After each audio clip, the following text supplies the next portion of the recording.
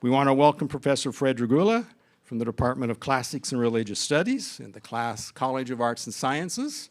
And his topic is the Undead Café, Vampires as Expression of Humanity. So please join me in welcoming Professor Drogula. Thank you. Can people hear me okay? Yes? They put a microphone on me. It's the first time anybody's ever had trouble hearing me. So if there's any trouble hearing me in the back, please shout. Don't throw anything, just shout. And I'd be happy to speak even louder. Thank you for coming. I'm so happy that you all were able to come. I'm taking this as a sign of how cool vampires are, that people want to come and hear about vampires in the Halloween season. I am delighted that this is the first Humanities Cafe that we're able to do here. The Humanities are the disciplines that teach about humans, what humans are like, what we want, what we don't want, what drives us, what we fear, what we love, what we hate, what motivates humans. And monsters are a big part of that. I originally designed this talk. It was part of a course that I've taught in the past that's about monsters as expressions of humanity. Every monster has been created by the human mind. So every monster is somehow an expression of humans, what we think, what we fear, what we're worried about. And so I want to explore today a part of that course, which is vampires, looking at the early origins of vampires, and in particular how they develop over time. I have a talk that I'm going to go through. As Professor DeWalt said, I'll stop at a few periods to kind of ask questions, get some feedback about some of these topics. But if you have a question, as I'm going through, just shout out. I love to be interrupted. All right, so please don't hesitate if you have a question or something that you want to know about. So let me go through. So let me ask, just to lead us off, asking about vampires. All right, what are they? I just floated the proposition that monsters are expressions of humans. All right, they're expressions of our own thoughts, our own fears. What does a vampire represent? What does a vampire mean? Why do we have vampires? What do you think? I don't know if Professor Dwell can get to you. Right there? Yep, go ahead. Okay. Sorry, I don't know if this is cheating because, I've been in the Monsters and Literature Club. Are vampires expressions of society's social and cultural fears from time periods? From specific time periods. From specific time periods. The idea of the vampire is going to change from the 18th century to the 20th century. That's important. Even within your lifetimes in this room, vampires have changed. I'll get to some of that at the very end of my talk. But vampires have changed even in our lifetimes. And vampires have evolved in reflections of our fears. What else does a vampire represent? Right here.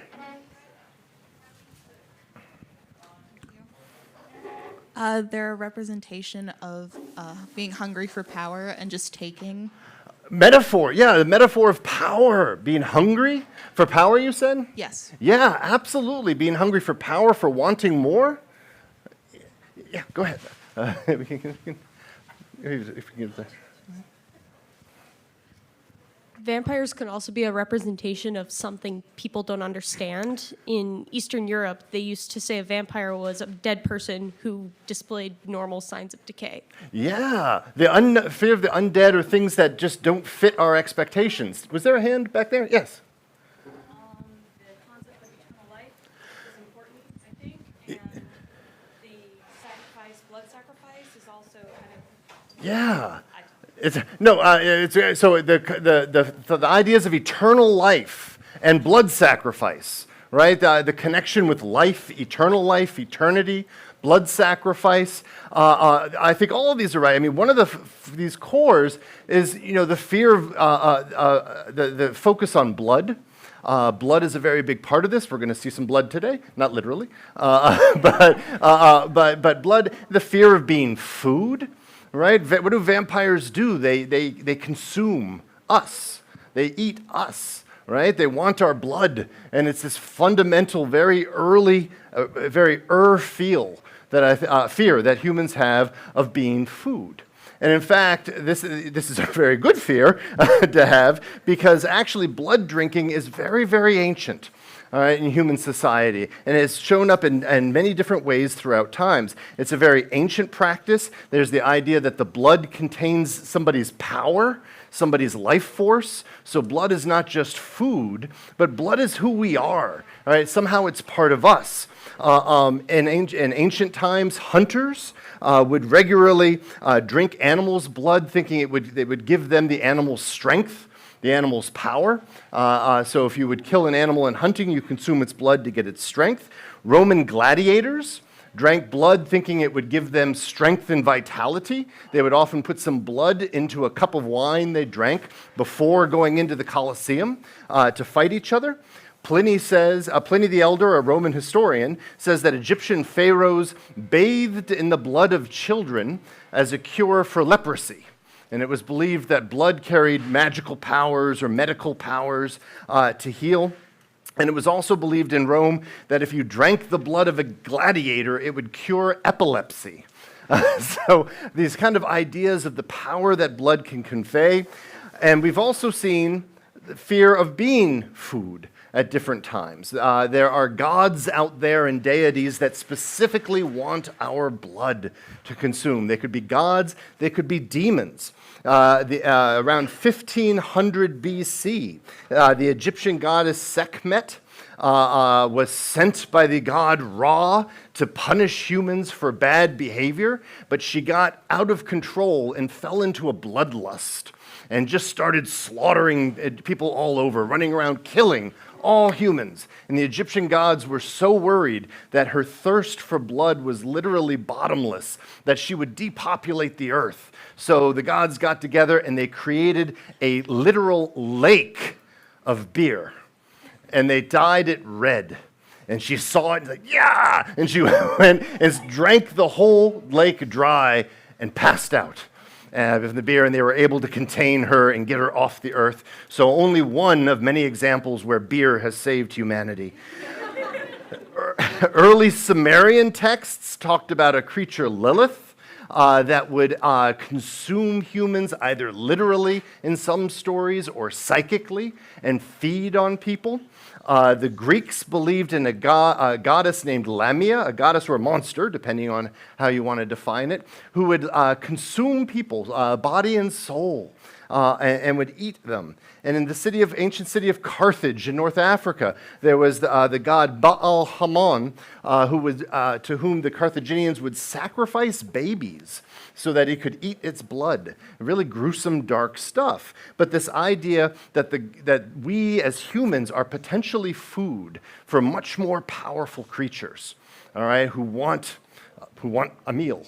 And so these are the early beginnings of these stories. If we move forward a little bit, the dead humans wanted blood too.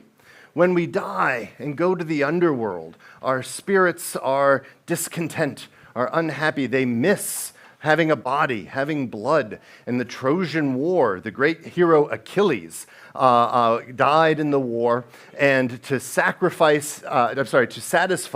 his restless soul, the Greeks sacrificed the Trojan princess Polyxena over his tomb. It's happening here, to satisfy his ghost, which was causing trouble for the Greeks and wouldn't be satisfied. Even more creepy, many of you in this room have probably read Homer's Iliad, the great story from the Greek poet Homer, where Odysseus, the Greek hero, is trying to get home after 10 years of fighting the Trojan War. And to get home for a while, he has to take a side trip to Hades. He goes down to the underworld. All right, and he is told to sacrifice animals. I don't know how well you can see this picture, but to fill a pit with the blood of the animals, and the ghosts of the dead would come up to him. And if he allowed them to drink the blood that had been sacrificed, then the ghost would, for a while, regain its voice and its ability to speak and could talk to him. His mother, his friends, all sorts of people show up and drink the blood. And I discuss this with my classes. What is the thinking here? What is going on? And how does a ghost drink if it doesn't have a body? But we talk about, what does the blood mean? All right, why is it that the ghosts want it? And this is throughout the ancient world. Most of you, if you've ever studied anything about the ancient world in lots of different parts of the Mediterranean, which is what I specialize in, blood sacrifice was the norm. All right, most of the gods, not all, but most of the gods wanted blood. All right, it was usually blood of animals, but not always, but animals were constantly sacrificed and in huge numbers. And if you've ever seen pictures of Greece or of Italy with these beautiful white marble temples, they would have been drenched in blood in ancient times from animal sacrifices. The Greeks often performed what's called a hecatomb, which is sacrificing 100 oxen. That's a lot of blood that is going to be everywhere. And so the ancient world was perfused with this. Now let me pause. What do you make of this? I mean, this is gruesome from our standards. What is the fixation with blood? What is the fixation with it? What is the focus of it? What do you think? Yeah. I don't know if we can go. I'm coming. We'll get your workout, Professor DeWalt. That's okay.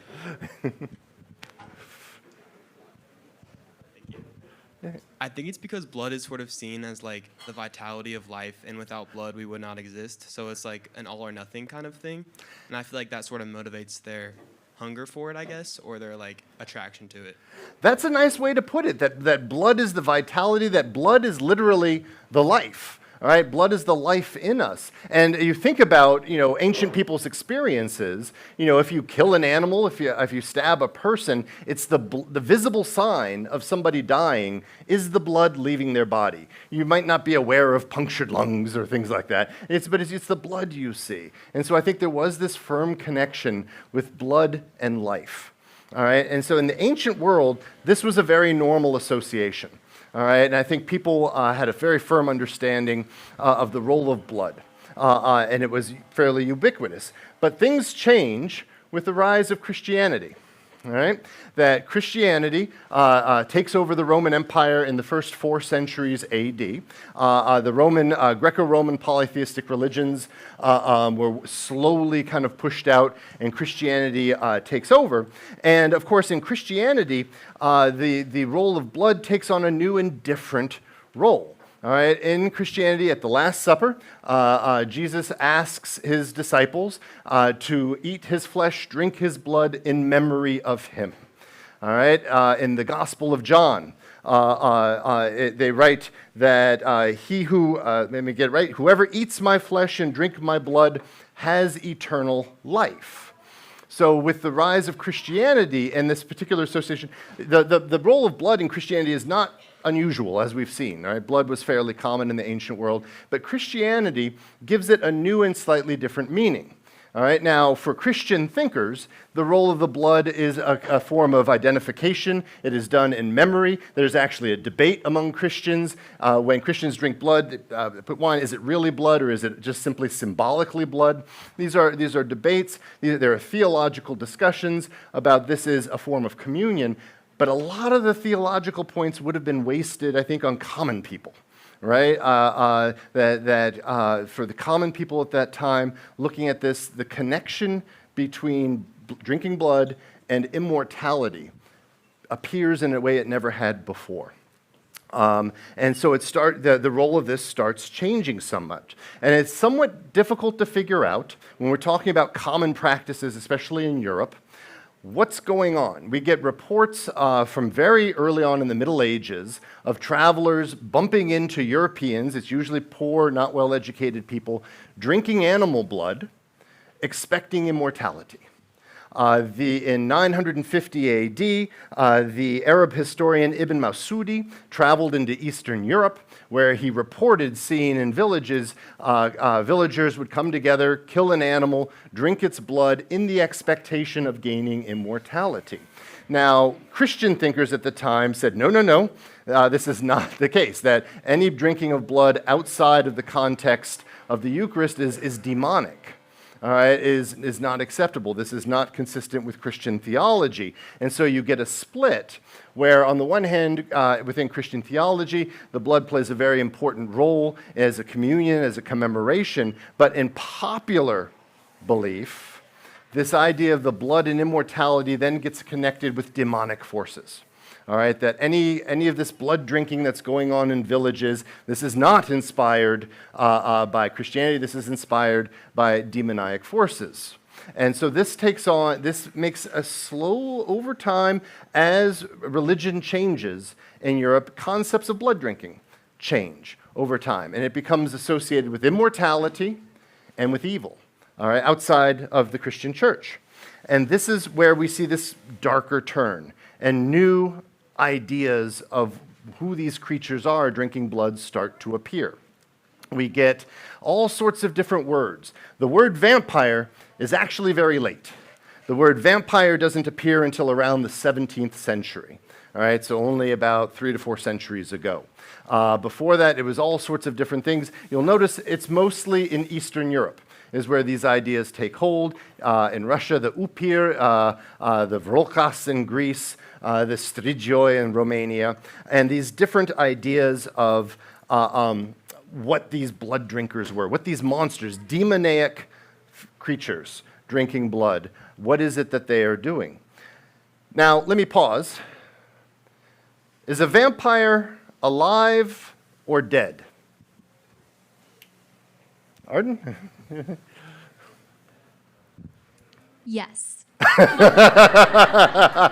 It's something that often has died, but then is given a new life, typically. Okay, so it's something that has died, but has come back to life. Other thoughts? Yes, back here.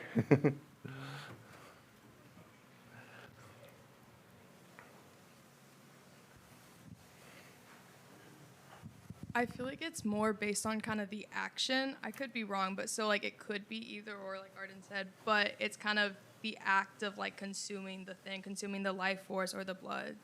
But is that like, do we think of the creature doing that? Is that a living creature? Is that a dead creature? I was just saying it could be either one, Could just be- because of like, it's the action that defines it. It's the action, so it's the blood drinking itself Yeah. that defines this demoniac creature. That the simple act of drinking is considered satanic or demoniac or evil. Was there another hand that I saw? I just want to. Sorry, right. I was going to say the human being is dead. The new creature, which is the vampire, is alive. So if you're going to say is a vampire alive or dead, that's kind of a trick question, right? Because the old person that it used to be died at age 23, but the vampire is going to live forever. So the original human is dead. The person who was a full human has died, but has become something else, and that thing is alive.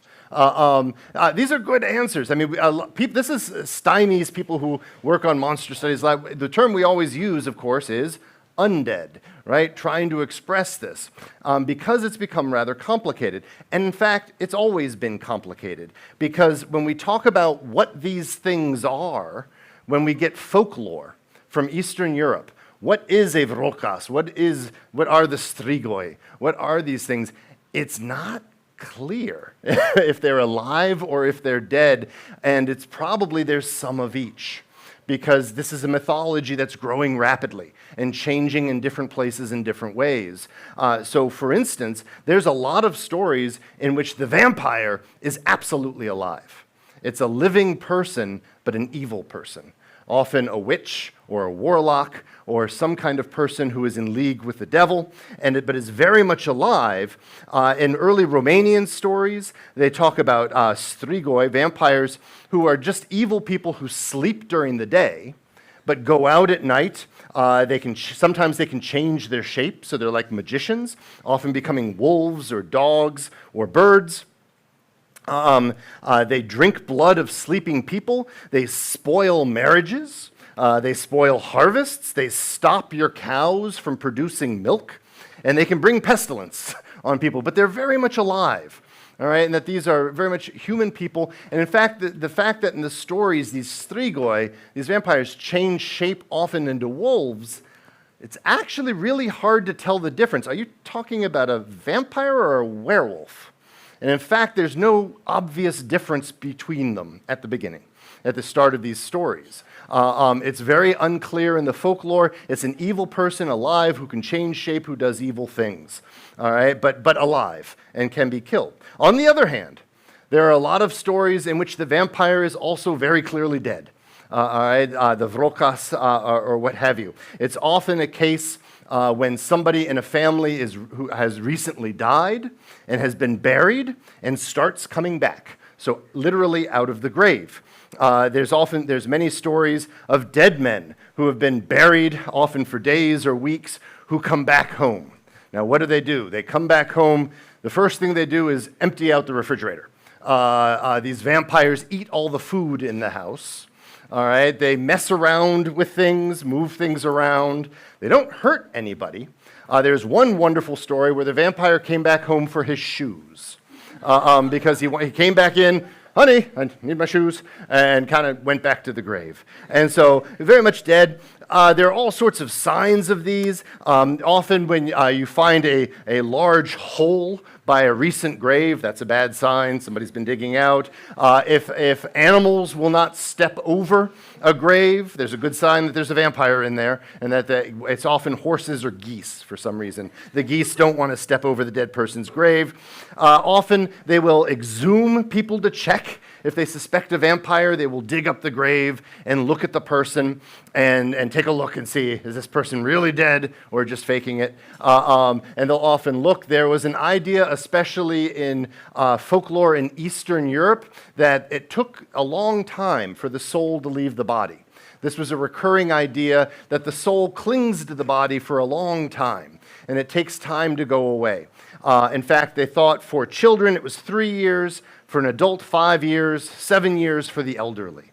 And so if you dug somebody up, you had to kind of know how old they were and check out the rate of decomposition. Are they on track? Or is the soul maybe lingering too long? So this idea that these vampires were very much dead, who came back from the dead, that crawled out of the grave, messed with people, and then went back, is also in folklore. But again, is that a vampire or is that a zombie? Right? It sounds an awful lot like a zombie. And it's not always easy to tell. And again, zombies are actually the most modern of all monsters. They didn't split off from this mythology until well into the 20th century, late into the 20th century.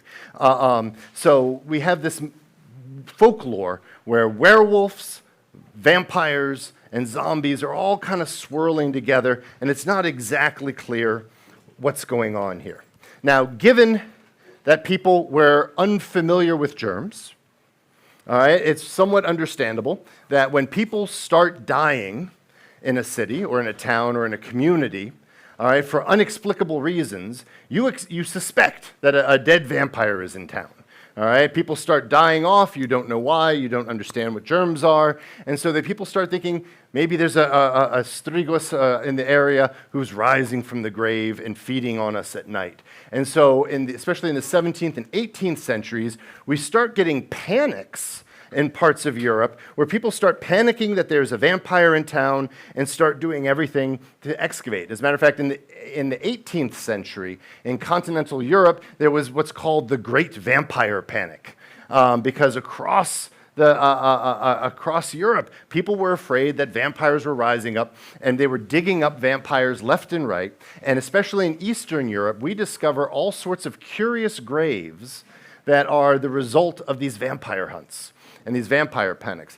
I don't know how well you can see some of these pictures. This is a picture where somebody's been buried and a scythe has been put over their neck. All right, so here is a metal scythe right here that the person's been buried and a scythe is put over them. Why?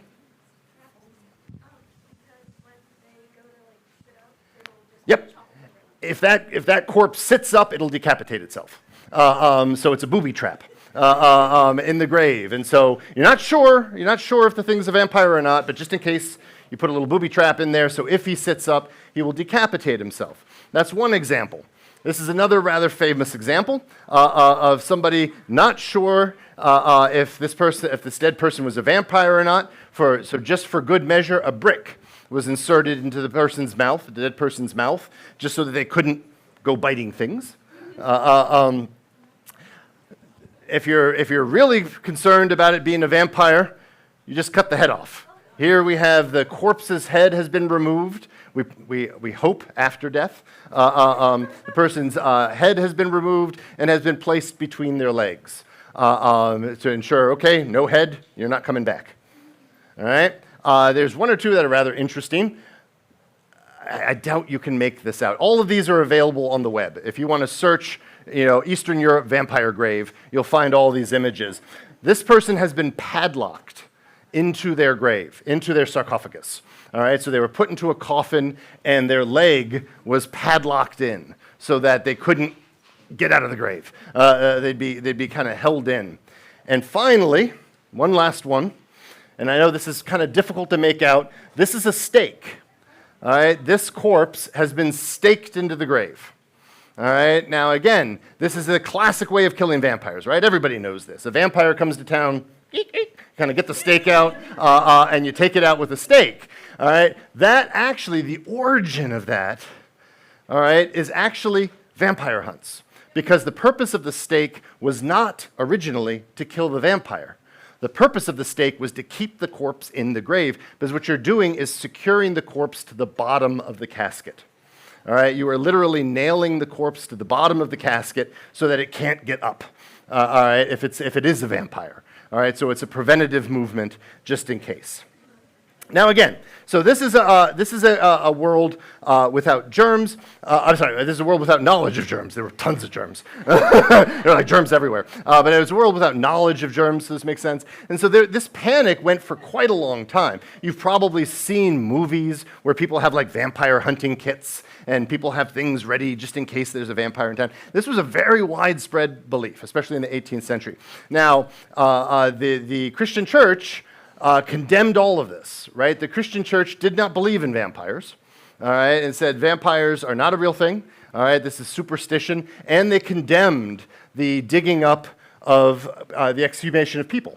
They said this is disrupting the dead, and this is not to be done. And so bishops, clergy worked very hard trying to suppress these vampire hunts, and we actually have letters from various clerics to their supervisors saying, I'm having a problem. My town or my district is in a panic. Everybody's running around digging up graves. I know this is terrible, but I need help. I can't stop them on my own. And so this becomes a real tension, all right, where the church is trying to suppress this, but just the common people, panics hit. And when panics hit, it's very hard to block things. This happened in America, too, this vampire hunt.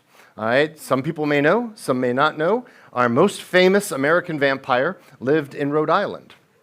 All right, I used to live in Rhode Island. I left when I heard there were vampires. No, well, they disappeared after I left, so maybe. No. This was long before me. In the 19th century, at the end of the 19th century, tuberculosis was flying around. It was killing people left and right. And tuberculosis, if not treated, is a terrible wasting disease, right? Where people slowly waste away over many, many weeks or months. And just get sicker and sicker and sicker and paler and paler. It's a horrible, horrible disease. But people who didn't understand about germs didn't know what was going on. All they saw is people bedridden getting weaker and weaker and weaker as days and weeks went by. And they naturally would assume there's a vampire in town who's creeping out at night, drinking this person's blood at night. All right, so we've got to go find this person. The Brown family in Rhode Island lived in Exeter, and they were hit hard by the disease. All right, the mother and the eldest daughter died in 1888, and 2 years later, in 1890, the younger daughter, Mercy Brown, also died. And all were buried. But then, sometime, I think it was about a year or two later, the young brother of the family starts getting sick. And the family said, all right, 3 people have died. There's a vampire in town. We've got to go look for it. So the first thing they do is they dig up the mother and the eldest daughter. All right, they look at them. They're decaying nicely. Everything looks normal. All right, so they rebury them. Everything's fine. They dig up Mercy Brown. All right, and they look at Mercy Brown, not decaying.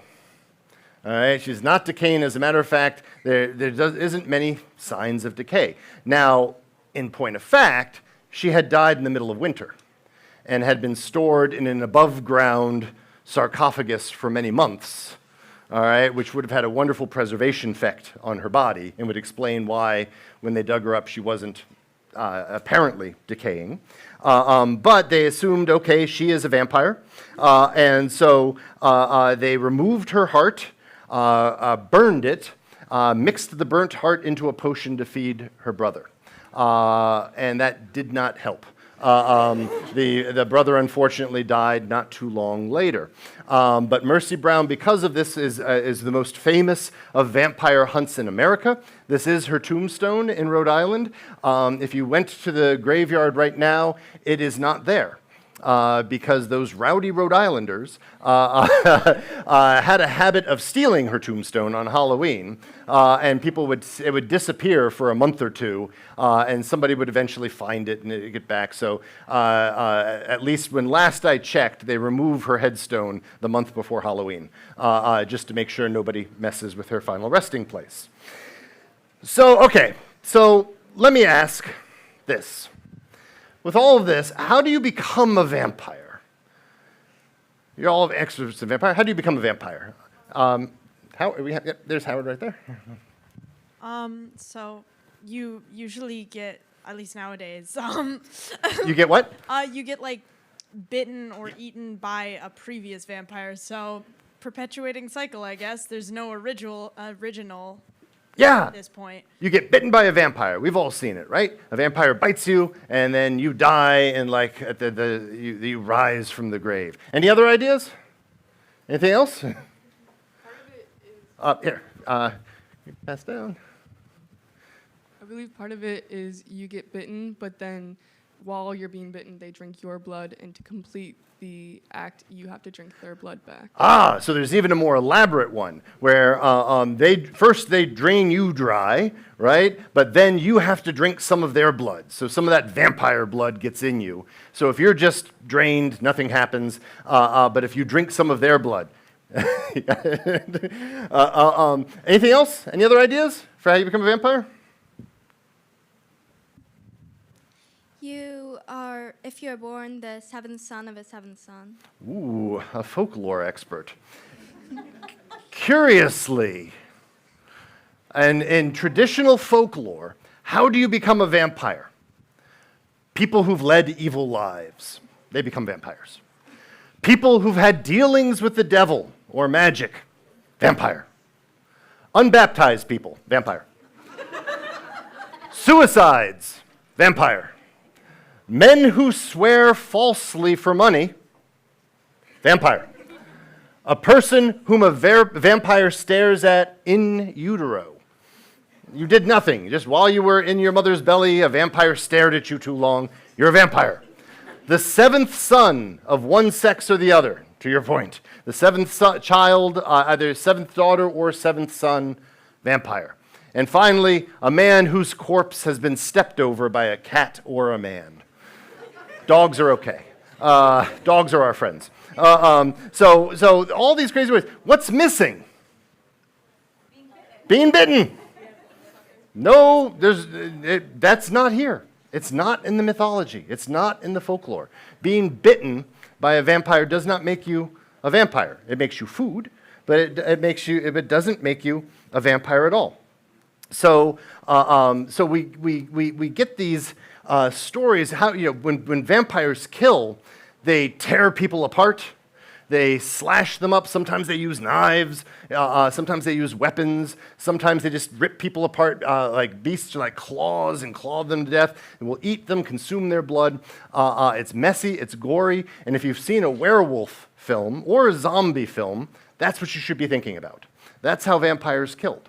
All right, and it didn't turn people into vampires. All right, instead, it was all these kinds of things that turned you into vampire. It was about the life you led, more or less. It was about you and the things that you did. It had nothing to do with some other vampire infecting you. It was about who you were, how you lived, how you behaved, all right, and how your life was conducted. So as we've seen, let me pull some threads together. So vampires up into the 18th century, all right, into the 18th century, and even at the start, up to the start of the 19th century, were unclear monsters. What they were was a bit vague. You know, the difference between a werewolf and a zombie and a vampire, it was very difficult to tell. All right, some vampires were dead, some were alive. How you got turned into a vampire was kind of different, so it was a bit unclear. What was clear is that they were monsters. They were demons. They were gross. They were monstrous in every way. All right, and true monsters to be feared until they weren't. And that we have to turn to Lord Byron. Now, English majors, raise your hand. Okay, there's a bunch of you. I trust you all know Lord Byron. If not, I want a word with you. George Gordon Byron, a.k.a. Lord Byron, born at the end of the 18th century, lived into the 19th century, was an interesting fellow. He was an aristocrat of the highest levels in British society, welcomed to the very highest circles, and very popular, admitted to all the great salons. He was also famous for his scandalous behavior, absolutely scandalous, in particular in seducing women.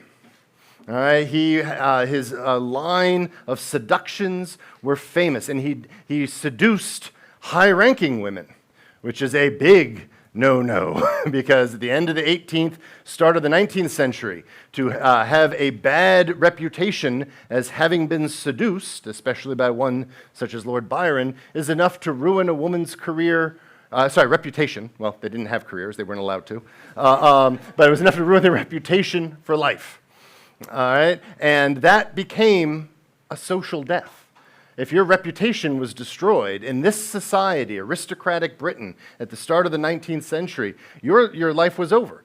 You could not be received in circles of decent people. You would not get married to anybody near an appropriate match. It was a true social death, and he was famed for ruining reputations. So much so that Lady Caroline Lamb, who was one of his many lovers, called him mad, bad, and dangerous to know because of his tendency of seduction and seducing women and destroying their reputations. Now, he actually got into a great deal of trouble in 1816. Trying to remember the exact scandal, I just know it involved, I believe, one of his sisters. And so he got in a great deal of trouble and thought it would be a good time to lay low. So he took his best friend, John, and the two of them rented a villa in Switzerland and said, let's just get out of the country for a while. Might be safer. All right, and he took this villa. His friend John was John Polidori. John Polidori was his doctor, physician, a fairly well-known physician at the time. And they took this house in Switzerland called the Villa Diodati, and actually, a couple buddies of theirs had a house next door. And these two, I hope you know. His friend, the poet Percy Shelley, had taken the house along with his new 18-year-old wife, Mary Shelley. And so they had these great poets, great friends, living next door to each other and hanging out together. And they spent the summer in Switzerland, and there was a long period of really bad weather. Rain, it actually has to do with a volcanic eruption. Oh, goodness. I think it was in the Americas. There was a volcanic eruption up in maybe in Alaska, and it was such a big deal that it actually lowered the global temperatures by a degree or two, and there was a ton of rain in Europe because of this. There's a whole interesting ecology at work here. But it was some terrible, terrible weather, and so they were forced inside and to hang out inside all the time, and so they started reading German ghost stories. They found in the house a collection of books on German ghost stories and thought these were wonderful. Who doesn't like a ghost story? And so they start reading these ghost stories and talking about these ghost stories. And Lord Byron says, I've got a bet. Let's all write the best horror monster story we can over the next week or two, present it to each other, and see what happens. We can do this, right? We are great poets. Let's make something great. And so they say, yeah, we're in. They do it. Okay. Byron himself wrote what he called a fragment of a novel. It was, fragment of a ghost story. He called it a fragment of a ghost story. It was kind of a start to a story, but he didn't get very far into it, and it was eventually, I believe, published, but not a whole lot came of this, because it was largely unfinished. But it did start as a vampire story. He was thinking of writing a vampire story, but he didn't get too far into it. Percy Shelley, his friend, wrote, Byron wrote Fragment of a Novel. Percy Shelley wrote Fragment of a Ghost Story. And this was a ghost story that he did publish, and it's nice. I like his other poems better. Percy is one of my favorite, Shelley is one of my favorite poets. But it was very good, but in the monster genre, nobody's ever heard of it. All right. Mary Shelley, who was 18 years old, wrote what? Frankenstein, the first draft. She only had a few weeks. But she wrote, this is a party I would have loved to have been at. She wrote Frankenstein, the first draft of Frankenstein. All right, and started, and it was so good, she revised it, and ultimately published it as one of the greatest novels ever published. John Polidori, the doctor, published a vampire story just called The Vampire, all right, which he soon published. The interesting thing, remember, vampires are monstrous, gory, nasty, gross, just gross, all right? He said, Byron is kind of like a vampire. What if Byron was a vampire, a literal vampire? And so he wrote a story where the vampire was sexy. All right? He was Byron. He was sexy. He went after women, young women.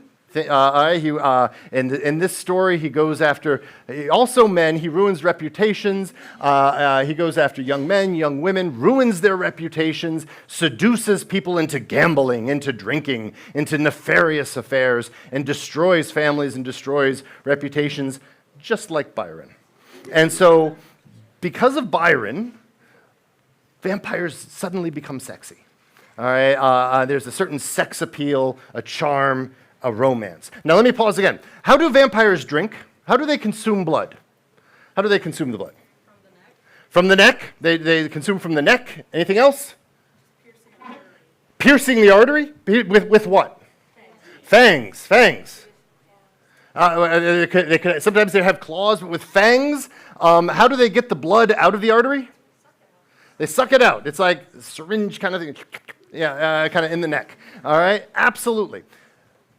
But no, but no, they don't. Yeah, what were we gonna say? So, do the vampires bite and pierce the flesh and then suck it out, or do they suck it through their fangs? So the question is, do they pierce the neck with their teeth and then kind of suck the blood out of the two teeth holes, or are their teeth hollow and they kind of pull it out? I don't think that's actually described. It's not that level of detail. I don't know. That is not in Stoker's novels. It's not exactly clear on that one. But this idea of piercing isn't there. That doesn't exist in vampire lore. All right, vampires tear people apart. Vampires kill them in all sorts of ways. In Polidori's The Vampire, he kills people with a dagger. He has a dagger, he stabs people and kills them like that. Question? Oh, I'm sorry. My students will tell you, I call on any hand I see. Yes? So the first draft wasn't of Byron, but was the model he had for his first draft before he wrote the one about Byron, was it the traditional monster-esque one? Well, all we know about Polidori's story. Oh, and I should mention with this picture, all we know about Polidori's story is the one draft, where Byron is it. I should mention, when it was first published, nobody knew who Polidori was. He's a doctor. So the publisher put Byron's name on it. All right, but Byron didn't write it. All right, so the first draft, and if you can find one of these, they're valuable, because the publishers originally, everybody knew Byron. So the publishers at first put Byron's name on it and to sell, but in later editions, they took Byron's name off. But yes, so in the killing, vampires do everything but suck blood. All right, they rip people apart, they stab people, they rend people limb from limb. Everything, they do everything but. So where does this idea come from? You know, the first vampire, as I said, in The Vampire, which was published in 1819, the vampire kills with a dagger, all right, and kills people at the start of the 19th century. But, science fans, there was an interesting discovery, scientific discovery, medical technology in the 19th century. Yeah?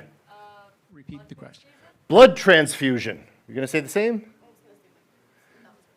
Hold on to your microbes. I'll be right back for those. I will be back for microbes. Blood transfusion.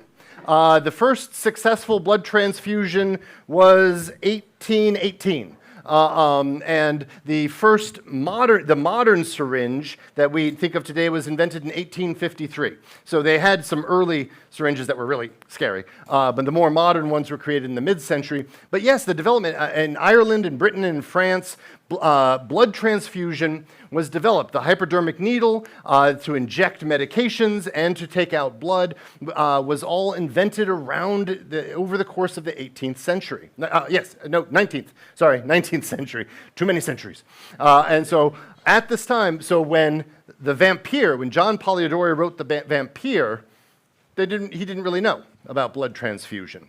When Le Fanu wrote the vampire story Carmilla, in which the vampire is a woman, by that point, Carmilla, the vampire, kills by piercing people with her teeth and sucking out the blood. And of course, Bram Stoker's Dracula at the end of the 19th century does the same.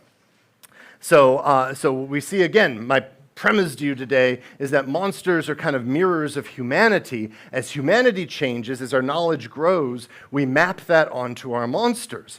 Let me give you another example. Let's go back to microbes. In the start of the 20th century, Louis Pasteur, do I have the date right? At the latter half of the 19th century, Louis Pasteur developed his germ theory, an understanding of germs, all right, and that germs exist, all right? Surprise. What do you think that will do to vampire stories? Yep. Yeah, go ahead. Add to the idea of contamination. Contamination? We're gonna. It makes vampirism a disease. It makes vampirism a disease. Yes, with the idea that, I'm sorry, this is a scene from Bram Stoker's Dracula where they're using blood transfusion to try to save Lucy Westerna. But Louis Pasteur, when he discovers germ theory, suddenly people start thinking, ooh, maybe vampirism is a disease. Maybe it's spread by the bite. Maybe a bite is infectious, all right, and spreads these diseases, all right? And this idea starts spreading so that in 1922, the German film director Friedrich Murnau films a movie called Nosferatu, A Symphony in Horror. It's a fantastic black and white film. This is his vampire. What do you notice? What does it look like? Thanks. Maybe a goblin? A rat-like. I like the rat-like. We're going to say... Sickly. It looks kind of sickly, and I like rat-like. You look at the teeth. The teeth are in the front, right? Not the fang. Oh, now I've done it. Am I okay? The teeth are in the front like a rat's, not the canines like a wolf, but at the front like a rat. He's got these large fingers. Like a bat. Very pale. Yeah. Lost that human attractiveness. This idea of disease as rats as carriers of plague, right? And if you watch the whole movie, the plague metaphor is very big in here, all right? So as these discoveries come along, yes? This might be going ahead a little bit, but where's the idea that, garlic repels vampires? Can you repeat that? I don't know when that, Can you repeat the question? Yes, the idea is, when does the idea that garlic repels vampire appear? Garlic has always been considered a pure herb. I don't know why. It's very pungent, but it's always been connected with this idea of purity, and so it had that before vampires were even around. So the Romans prescribed garlic as medications for purifying, so it probably has to do with that this old idea that it has. So this idea of plague, let me wrap this up. This idea of plague starts spreading quickly, and we get to the modern world. All right, two fun vampire movies if you're into them: Underworld and Blade. All right, and both of these, I don't know if you've seen these. Underworld was 2003, Blade was 1998, and in both of them, vampirism is a disease. In Underworld, it is a virus. And it's a virus. When you're bitten, the vampires transmit viruses. In Blade, it's a bacteria. That there's a bacteria that is exchanged in the biting, and so it becomes disease-connected. So once again, as human knowledge grows and develops, our ideas of the vampire starts growing and developing.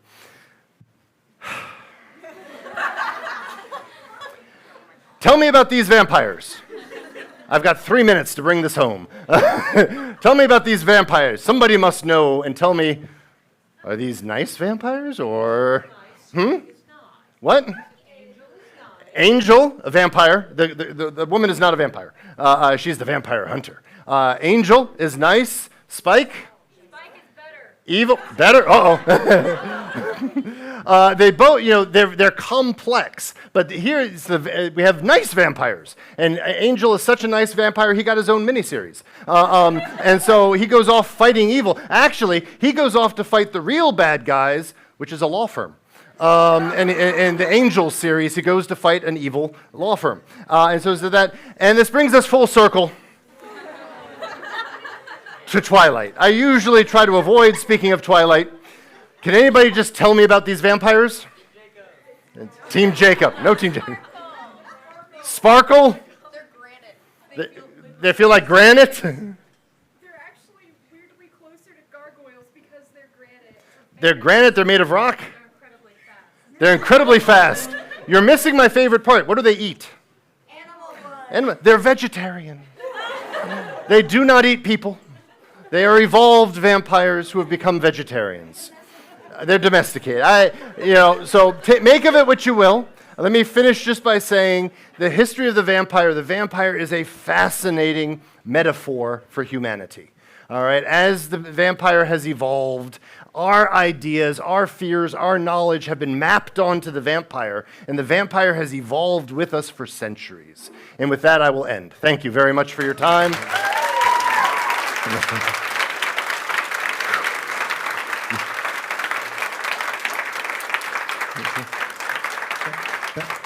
Thank you, Professor Drogula. It's a science cafe. There was a lot of science in that humanity, too. I try. So, very good. It's an homage. All right.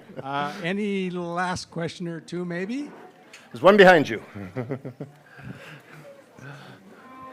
Hello.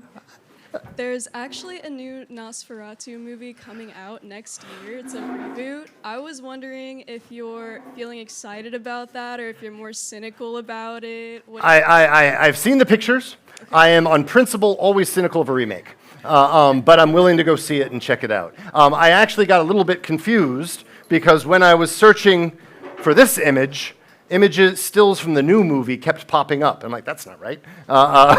So I'm curious to see it, and I will be looking forward to that. One more, maybe. How about right now? One over here. Let's go over here. There was somebody over here who has not asked a question. Let's go over here.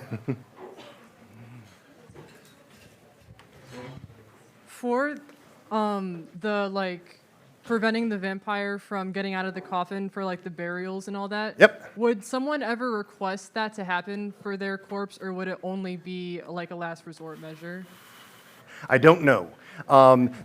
These burials are mostly, I don't want to be pejorative, but they are peasant burials. And that's part of, this comes out of a lot of superstition. And so we just don't have the documents. It could be somebody said, listen, honey, you better bury me with the scythe because I'm feeling snackish. But I don't think we know. Yeah. All right, let's thank Professor. Thank you very much. I appreciate your time. Thank you for coming.